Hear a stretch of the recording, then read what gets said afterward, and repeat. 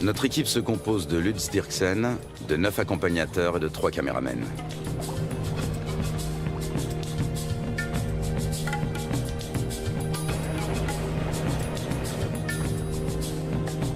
Même en pleine saison sèche, le niveau de l'eau est toujours très élevé. C'est de plus en plus souvent le cas ces dernières années. Pas un seul banc de sable isolé où les animaux pourraient prendre le soleil.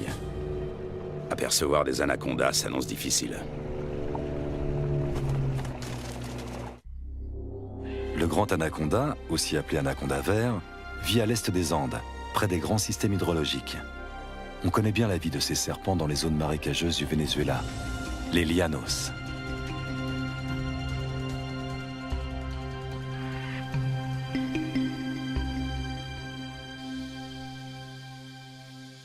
Là-bas, les anacondas mesurent rarement plus de 4,5 mètres de long.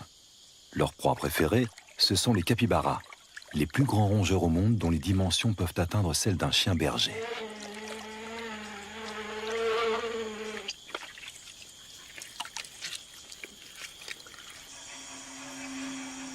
Pendant la saison sèche, la savane se transforme.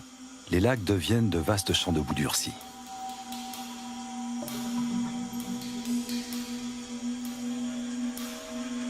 Difficile pour un anaconda de plus de 4 mètres de trouver un point d'humidité qui lui permettra de supporter la chaleur.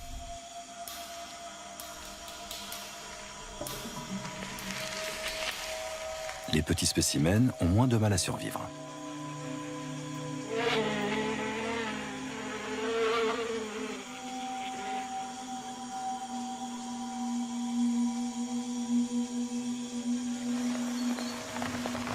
Début avril, la saison sèche touche à sa fin et les premières gouttes d'eau se transforment vite en pluie torrentielle.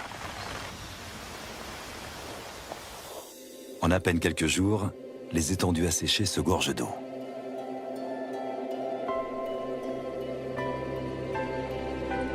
L'anaconda retrouve enfin son élément de prédilection. De toutes parts, la savane verdit et renaît à la vie.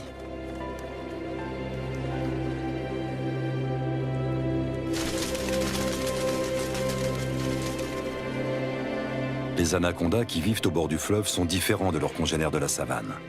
Ils peuvent mesurer jusqu'à 9 mètres de long. Contrairement à leurs congénères vénézuéliens, on sait très peu de choses sur leur mode de vie.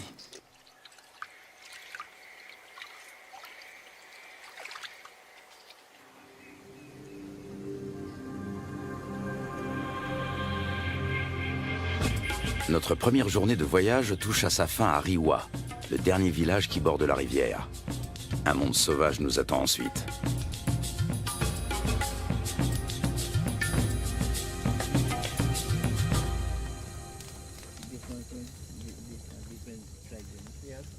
À la lueur du feu de camp, un vieux chasseur nous raconte la légende du matapi.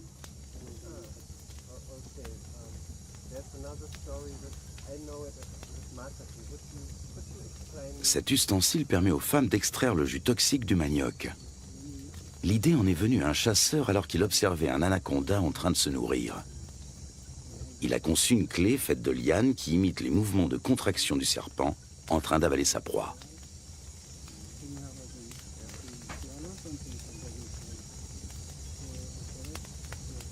Fascinant. Tout autant que le ciel qui brille de 1000 étoiles au-dessus de nos têtes.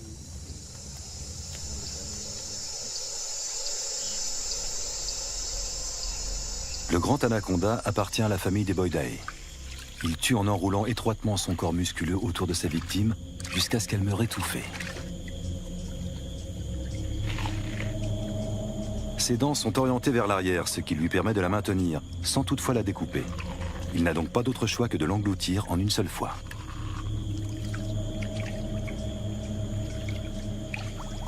Sa mâchoire et son corps sont capables d'une extraordinaire dilatation. Comme il ne peut déglutir, il détend puis contracte ses muscles. Grâce au mouvement ondulatoire de ses anneaux, il fait progresser sa proie toujours plus profondément dans son œsophage.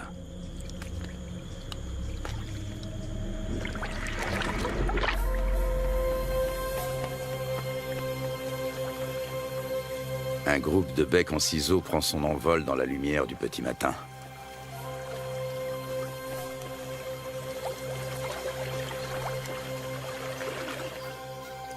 Les bateaux sont chargés. Un rapide petit déjeuner, puis il faut repartir.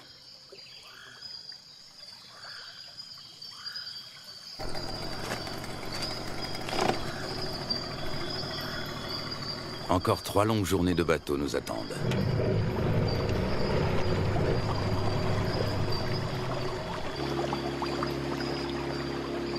Notre objectif, un territoire inexploré situé en amont de la rivière.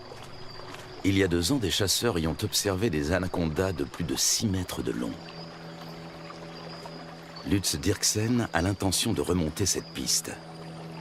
Il souhaite également réaliser la cartographie des espèces que l'on peut rencontrer dans la région.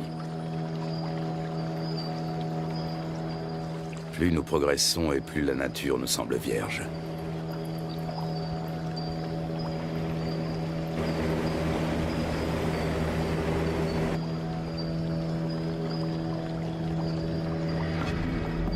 Avec un tel niveau d'eau, les caïmans noirs ont bien du mal à trouver un endroit où se prélasser.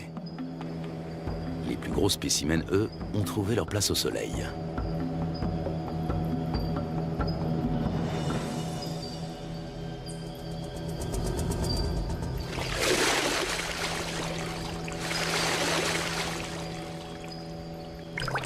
Le caïman noir est le plus gros prédateur du continent.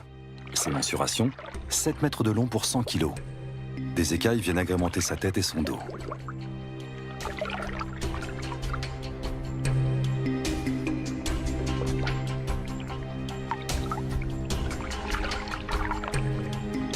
La peau cuirassée de son ventre et de sa gorge est particulièrement épaisse et dure. Sa mâchoire supérieure est typique de son espèce. Toute dent qui tombe repousse invariablement.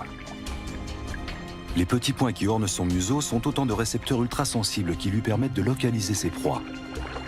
Au fil de l'évolution, les crocodiliens, dont font partie les caïmans, ont su imposer leur domination.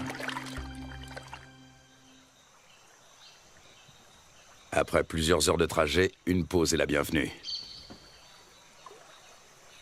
C'est Lutz Dirksen qui tient le journal de l'expédition.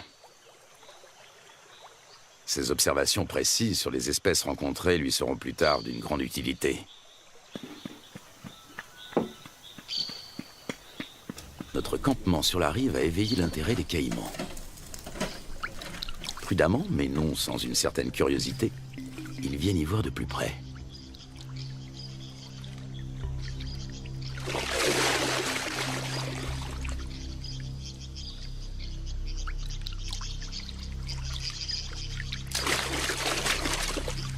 Une mesure d'intimidation s'impose.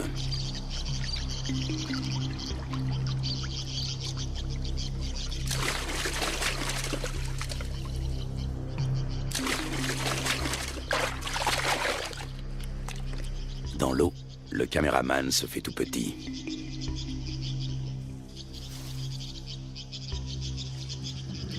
La bête est encore loin. Comment l'attirer sur un banc de sable pour mieux l'observer? La prudence est de mise. Le caïman commence par suivre le comportement des vautours. Une fois sûr qu'aucun danger ne menace, il vient récupérer les restes de repas que nous avons disposés en guise d'appât.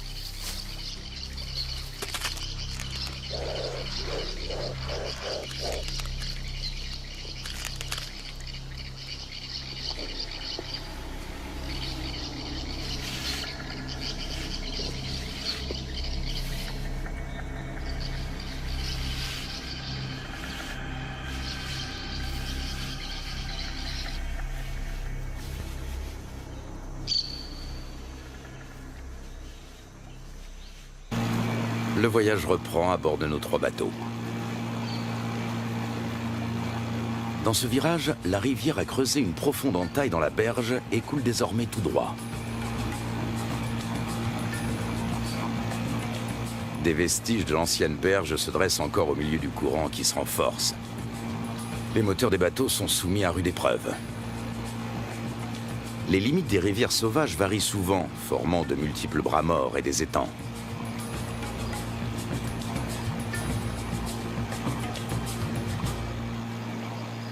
L'après-midi suivant, nous croisons une famille d'otaries géantes. Les Indiens les attirent grâce à un cri bien particulier.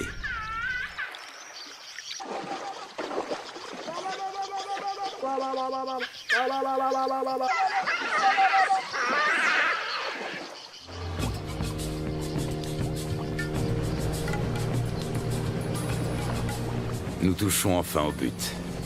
Il ne peut s'agir que de l'endroit dont les chasseurs ont parlé. C'est ici que nous allons nous établir pour partir à la recherche des grands anacondas. Nous remontons notre équipement aussi loin que possible de la rivière. Par temps de pluie, les eaux peuvent monter très vite.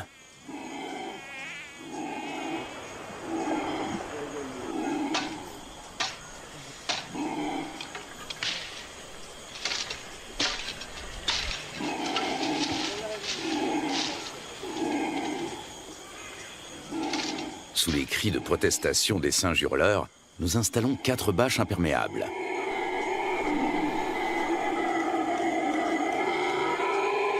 Une bâche pour la cuisine.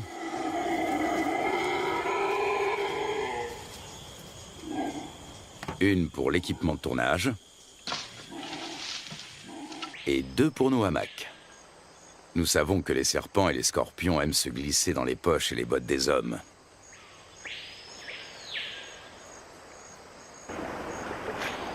Du poisson frais vient compléter nos rations de riz, de pâtes et de haricots.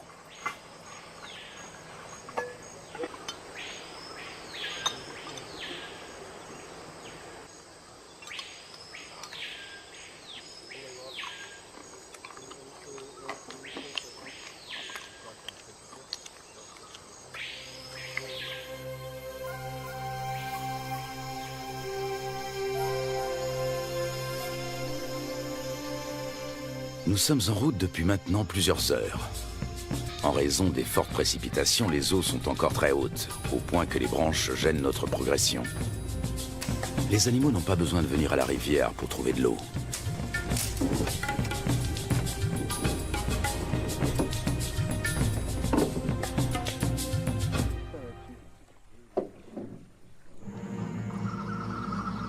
Durant la saison des pluies, les anacondas suivent l'eau jusque dans la forêt. Ils passent toute leur vie dans les marécages. Même leur venue au monde a lieu en milieu aquatique. Dans le corps de leur mère, les embryons grandissent à l'intérieur des œufs. Lorsque ceux-ci sont prêts à éclore, les jeunes s'extirpent de la coquille avant d'être sortis du ventre de la mère.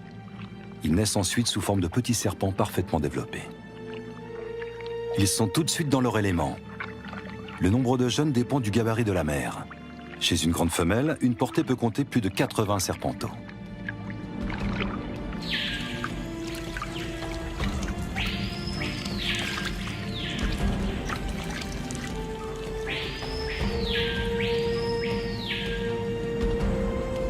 Selon les légendes indiennes, les petits dévoreraient leur mère.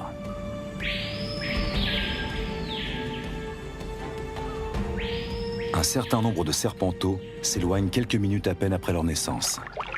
Ce sont déjà des prédateurs à part entière avec un redoutable instinct de chasseur.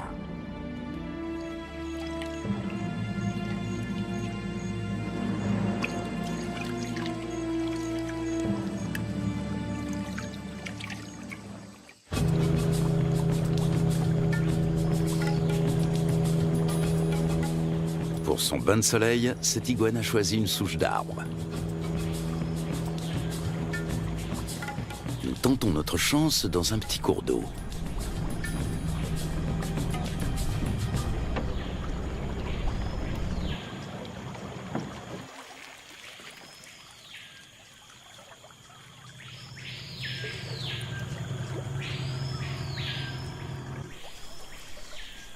Aux aguets, notre capitaine a repéré un mouvement et attrapé le responsable.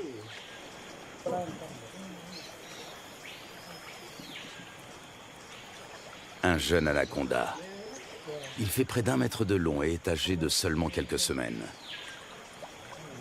Sa première mue le rend quelque peu apathique.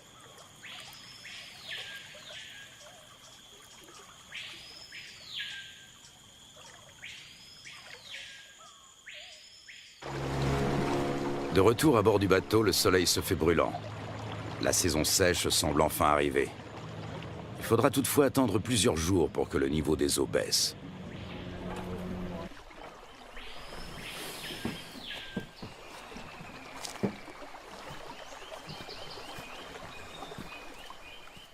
Pour se frayer un chemin sans machette, il faut suivre les pistes régulièrement empruntées par les animaux. Voici un boa constrictor.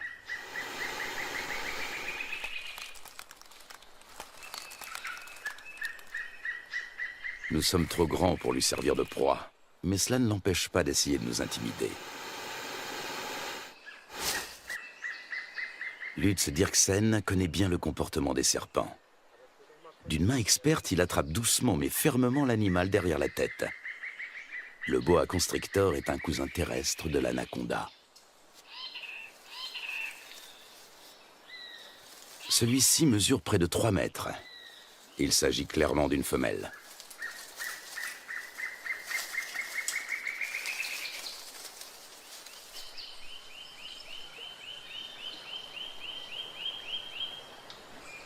Encore un jeune anaconda. Lorsqu'ils sont âgés d'à peine quelques jours, ils se montrent particulièrement agressifs.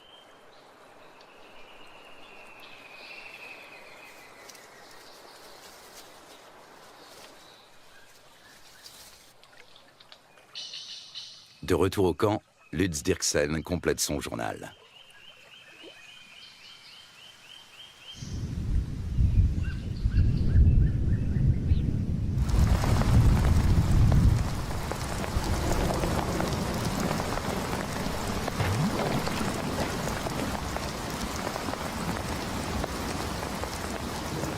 Ces 4 dernières années, la Guyane n'a pas connu de saison sèche normale. Le manioc a même pourri sur pied. À l'origine de cela, les phénomènes météorologiques tels que la Niña et le réchauffement climatique.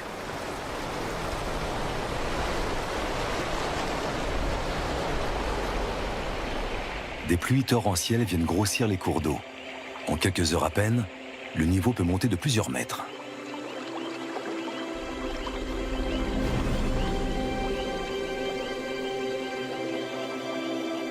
Les forêts qui bordent les rivières ont l'habitude de ces caprices saisonniers.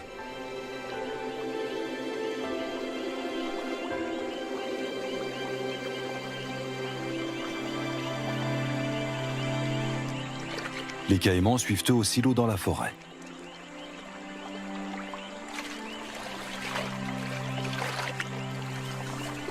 Même le tapir trouve de la nourriture sous l'eau. En plus des fruits et des feuilles, il est friand de plantes aquatiques. Il faut dire que dans l'ombre des sous-bois, ce gros ongulé peine à trouver de quoi se nourrir correctement.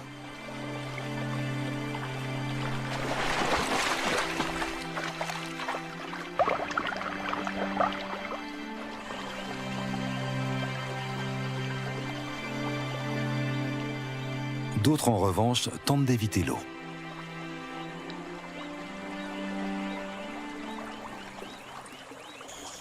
Au beau milieu de la nuit, le niveau d'eau a encore subitement monté de plus de 3 mètres.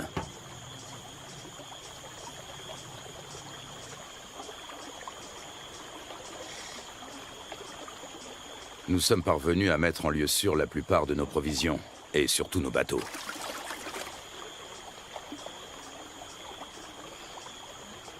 Il faut dresser maintenant le bilan des dommages.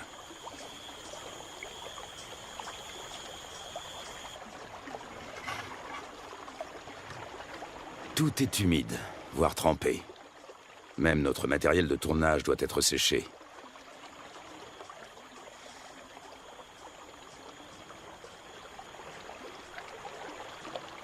Continuer ou faire demi-tour? Telle est la question. Si nous voulons rester, il nous faut un campement en amont des cascades. À condition de venir à bout de celle-ci.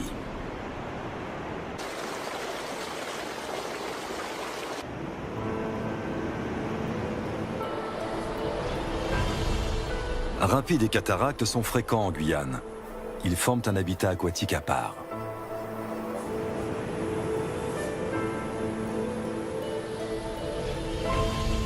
Les vautours s'attribuent les victimes de noyades.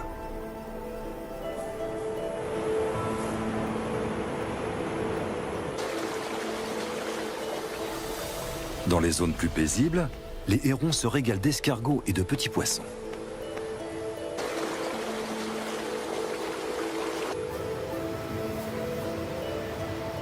Les loutres géantes, elles, aiment chasser dans les remous poissonneux.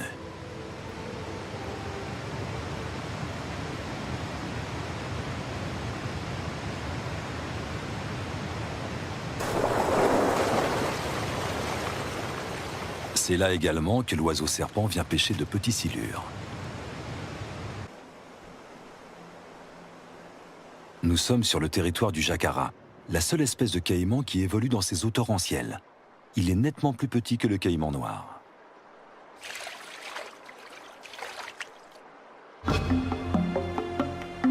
Après en avoir débattu, la décision est enfin prise. L'équipe va se séparer. Un bateau va prendre le chemin du retour.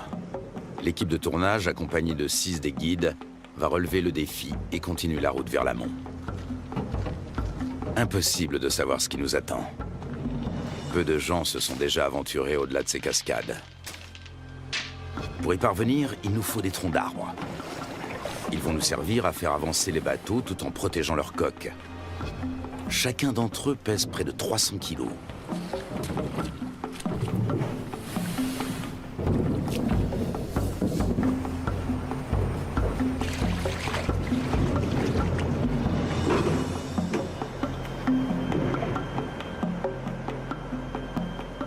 Lutz Dirksen repère un cousin de l'anaconda.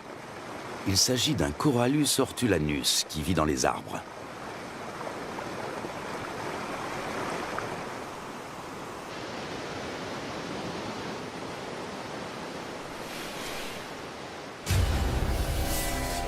Ce boa de couleur verte est connu pour son agressivité, mais fort heureusement, il n'est pas venimeux. Lorsqu'il attaque, il se cramponne à sa proie.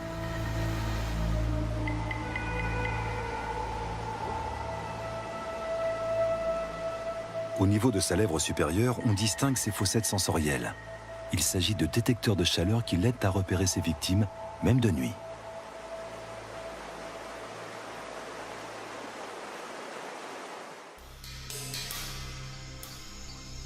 L'anaconda aussi s'oriente grâce à la chaleur corporelle dégagée par ses proies lors de la chasse.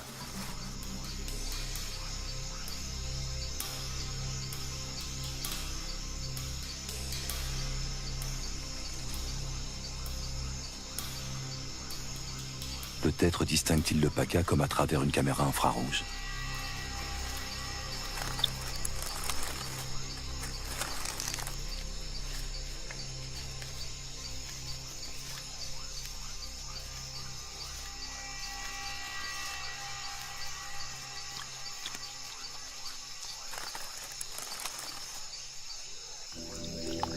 Le plus souvent, l'anaconda chasse en restant immobile sous l'eau, attendant qu'une proie arrive à sa portée.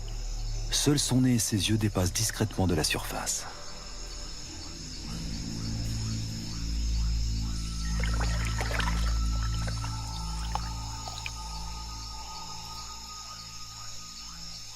Avec sa langue fourchue, il détecte la moindre odeur.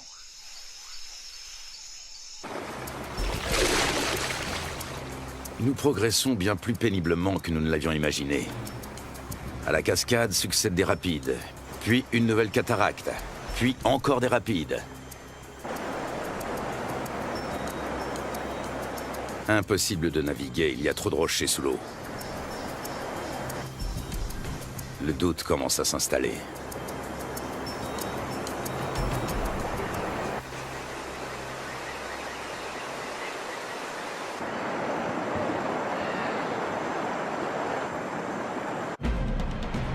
Dans le cours supérieur, les eaux sont particulièrement impétueuses.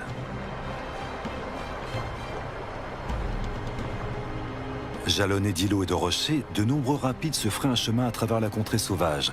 Souvent, ils sont impraticables sur plusieurs kilomètres.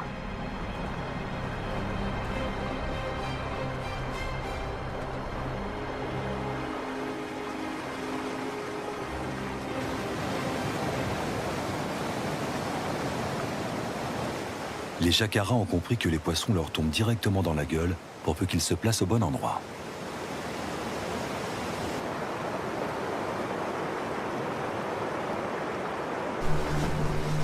Au bout d'à peine quelques centaines de mètres, une nouvelle cataracte nous ferme le passage. Une fois de plus, impossible de passer.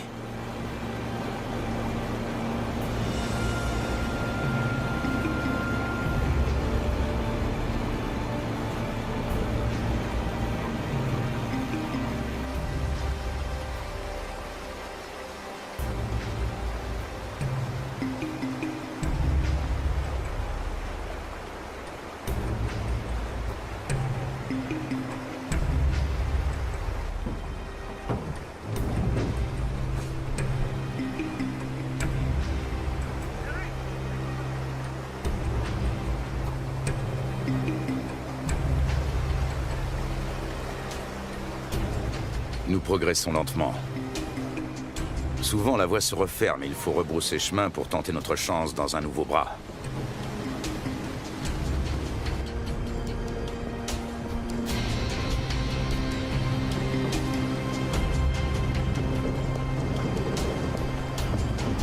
Il nous aura fallu une journée entière pour parcourir 500 mètres.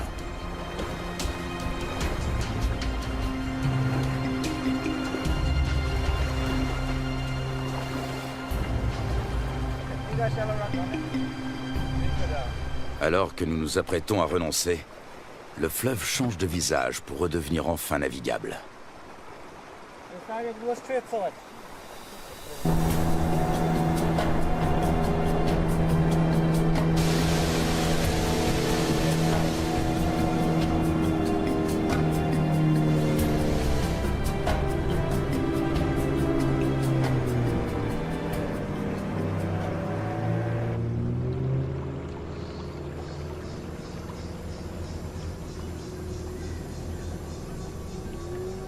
Devant nous, la rivière se dédouble. Un monde intact nous attend.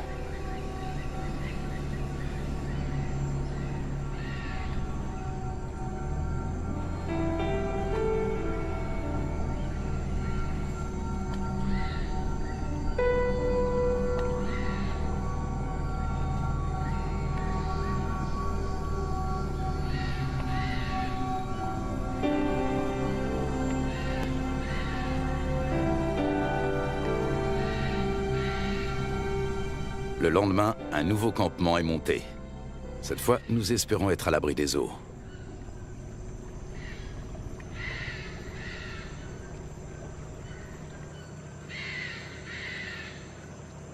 Non loin de notre campement, nous tombons sur un groupe de capybaras. L'un d'entre eux arbore sur le flanc une tache rougeâtre qui ressemble fort à une morsure fraîche.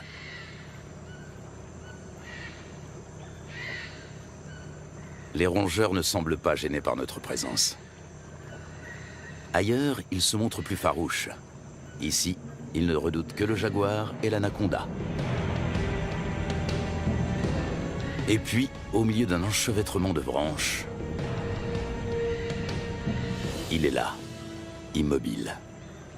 Il a pourtant perçu notre présence depuis un bon moment.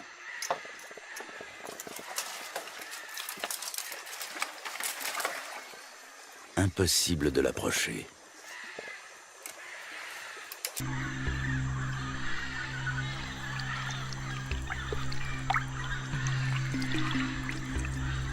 L'accouplement peut durer jusqu'à 4 semaines.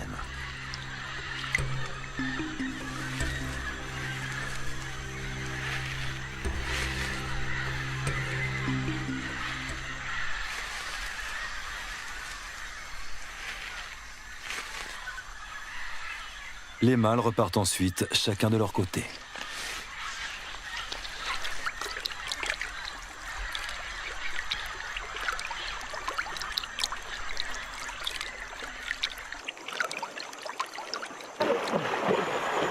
Soudain, nous faisons une découverte de taille. Un serpent géant tout près de la rive.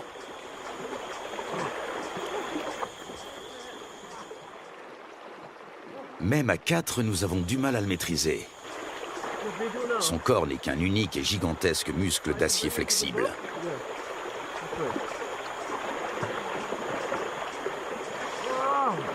Il doit avoisiner les 200 kilos. Il s'agit d'une femelle.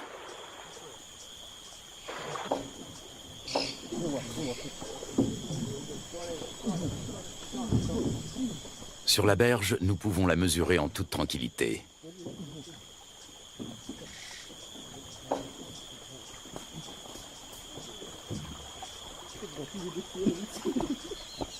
Un sac sur la tête devrait la calmer.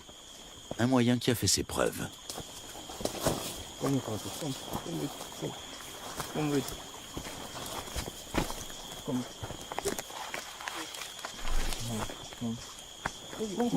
Nous parvenons à la ramener à terre sans trop de résistance. Avec sa taille, elle ne connaît plus aucun prédateur naturel.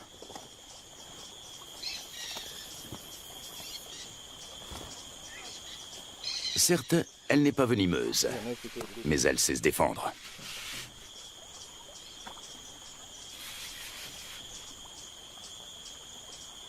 Tenez-la, pendant que je mesure. Une telle géante peut infliger de graves blessures. Une fois refermées sur leur proie, ces mâchoires ne se rouvrent pas facilement. Solides, acérées et orientées vers l'arrière, ses dents sont de véritables crochets.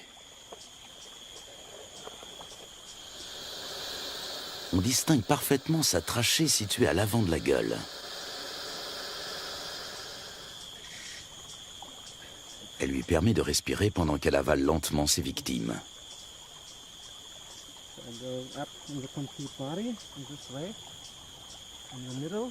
L'anaconda fait jouer ses muscles. Difficile de prendre ses mesures.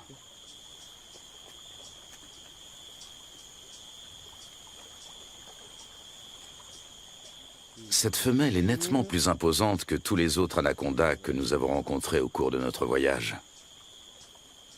Lutz doit s'y reprendre à plusieurs reprises.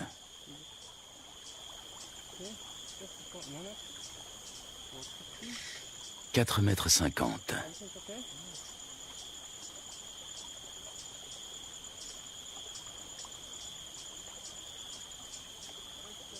« 5,70 m. La bête mesure près de 6 mètres. Un sacré morceau.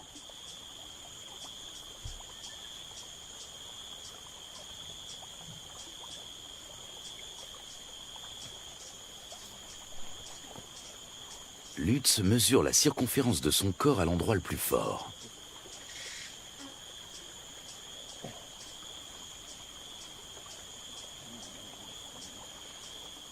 « 63 cm. Il s'assure que le dessin de ses écailles correspond bien aux descriptions scientifiques du grand anaconda.